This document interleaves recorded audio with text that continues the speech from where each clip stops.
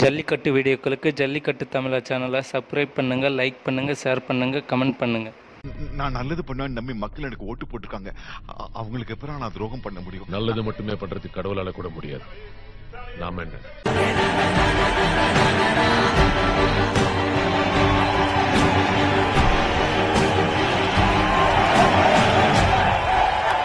இந்த அரசியல்வாதிகளுக்கு 5 வருஷம் பவர் இருக்கு. ஆனா பொதுமக்களுக்கு ஒரே ஒரு நாள் தான் பவர். எந்த ஊருக்கு போனாலும் எந்த நாட்டுக்கு போனாலும் வந்துருவேன் எலெக்ஷனுக்கு. என் குழந்தை டாக்டர் ஆகணும், என் குழந்தை இன்ஜினியர் ஆகணும்னு ஆசைப்படுறீங்கல்ல, என் குழந்தை நல்ல மனுஷன் ஆகணும்னு ஆசைப்படுங்க. இன்னில இருந்து 20 வருஷத்துல வர தலைமுறைக்காது கரப்ஷன்றது கெட்ட வார்த்தைன்னு தெரியட்டும். விடிவு காலமே கிடையாதானா இருக்கு. அவன் வந்து காப்பாத்துவான், இவன் வந்து காப்பாத்துவான், அந்த நடிகர் கட்சி ஆரம்பிச்சா நல்லா இருக்கும், இந்த நடிகர் கட்சி ஆரம்பிச்சா நல்லா இருக்கும்னு நம்பிக்கையை எவன் மேலேயே வைக்கிறதுக்கு பதிலா உங்க குழந்தைங்க மேல வைங்க. ஒரு தலைமுறை ஃபுல்லா நல்லா வளர்ந்தா அதுல இருந்து வர தலைவனும் நல்லவனா இருப்பான். மனசாட்சி இல்லாம எத்தனை பேர் கொண்டிருக்கீங்க? இப்ப நம்ம அப்பா கொள்ற அளவுக்கு எப்படி தான் மிருகமா மாறீங்க? அரசியல் வெறிடம். அந்த நாகராஜனுக்கு சேர்மன் சீட் தரேன்னு வாக்கு கொடுத்துட்டீங்க. இப்ப இவனுக்கும் அரசியல் முடிவெல்லாம் அப்பா தான் எடுக்கணும். அப்பா பாப்போம்.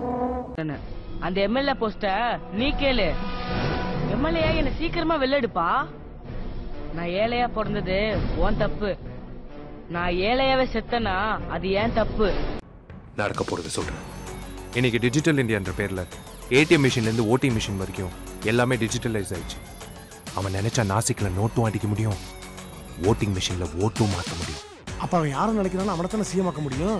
இது தெரியாம பயவுல எல்லாம் ஓட்டுக்கு பைசா கொடுத்துட்டு தெரியுது. என்னமோ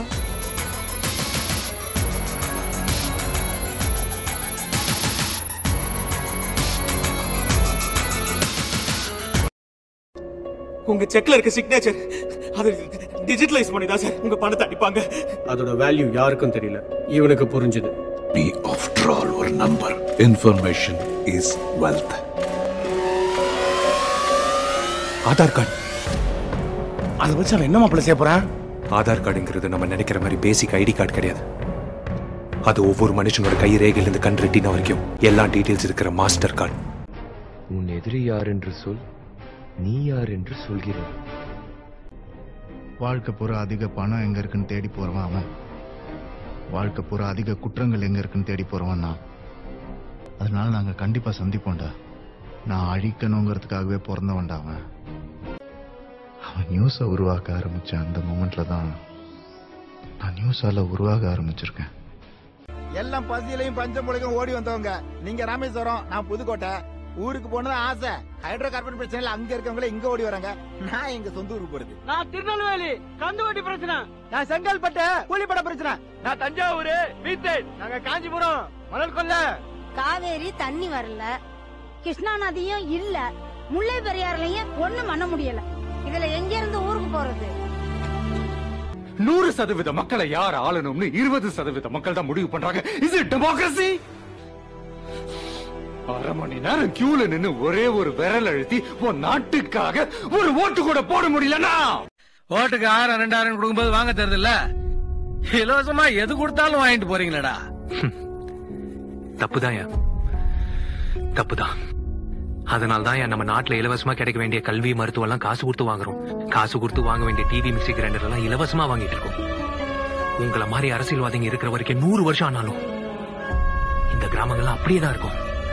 7% ஜிஎஸ்டி வாங்குற சிங்கப்பூர் மக்களுக்கு மருத்துவத்தை இலவசமா தர்றப்போ 28% ஜிஎஸ்டி வாங்குற நம்ம அரசாங்கத்தால ஏன் மருத்துவத்தை இலவசமா தர முடியல? பணம் சம்பாதிக்க 1000 வழி இருக்கு, மருத்துவம் அதுக்கான வழி கிடையாது. இந்த துறையில இருக்கிற கடைசி வியாபாரியை துரத்தி அடிக்கிற வரைக்கும் போராட்டம் தொடர்ந்து 32 டிஸ்ட்ரிக்ட்ல 30. Nothing personal, just service.